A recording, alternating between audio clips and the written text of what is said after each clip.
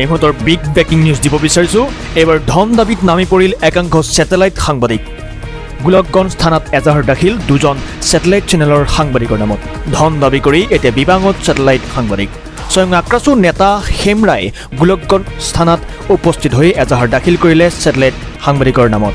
জন নাম হৈছে প্ৰদীপ সেন ওৰফে টেক্সি আৰু আজিনুৰ ৰহমান ওৰফে আজিন। NKTVৰ সাংবাদিক আছিল প্ৰদীপ সেন টেক্সি, নেশ্যনেল এনিৰ সাংবাদিক আজিনুৰ ৰহমান ওৰফে আজিন। জানিব পৰা মতে এই দুজন সাংবাদিকে আক্ৰাছু নেতা ছেম কোচৰ ওচৰত ধন দাবী কৰিছিল। হেমৰায়ে ধন নিদিয়াত বিপক্ষে বাতৰি পৰিৱেশন কৰিছে এই দুজন সাংবাদিকে।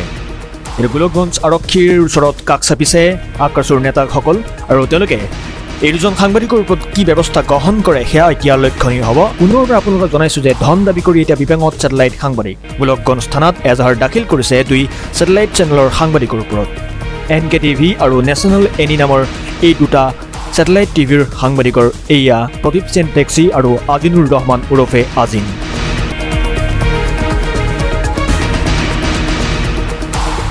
আজি আমি আহিছোঁ আমাৰ গোলকগঞ্জ থানাত। আজি এখন আমাৰ এজাহাৰ দিলোঁ। যোৱা 8 তাৰিখে মই একচুৱেলি চাৰিআলিৰ পৰা আহাতে আমাৰ গোলকগঞ্জৰ ওচৰত হাইৱে গৌৰাং বজাৰৰ ওচৰত স্থানীয় ৰাইজে আমাৰ বহিৰাজ্যৰ পৰা যি ব্ৰইলাৰ মুৰ্গী আহিছিল সিহঁতে আটক কৰি পেলাই সোধ-পোছ কৰি আছিল। এইখিনি সময়ত ময়ো কৈছিলোঁ, মই যাই পেলাই সিহঁতৰ যি কাগজ পাতি নথি পত্ৰ আছিল মই সুধিলোঁ।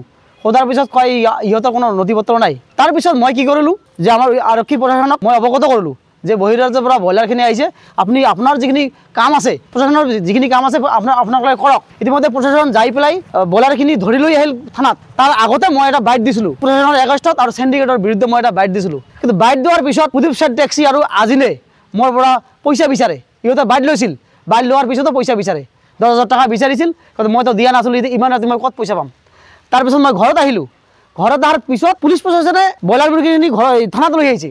থানালৈ যে আৰু পুলিচ প্ৰশাসনে কি কৰে সেইটো মই লুকাত নহয়, কাৰণ ইমান 2টা বজাত ৰাতি মই ঘৰত গৈছিলোঁ। তাৰ পিছদিনাখন মই নিউজ দেখোঁ যে আমাৰ আক্ৰাছুৰ নামত মোৰ নামত বেয়া অভিযোগ আনিছে যে মই বোলে চেণ্ডিকেটৰ লগত জড়িত আছোঁ। আজি জাতীয় দল সংগঠন ইমান কষ্ট কৰি আমি কৰি আছোঁ, কিন্তু সি ক'ত সাহস পাল মোৰ এগেইনষ্টত আমাৰ জাতীয় দল সংগঠনৰ এগেইনষ্টত মাত মাতিব?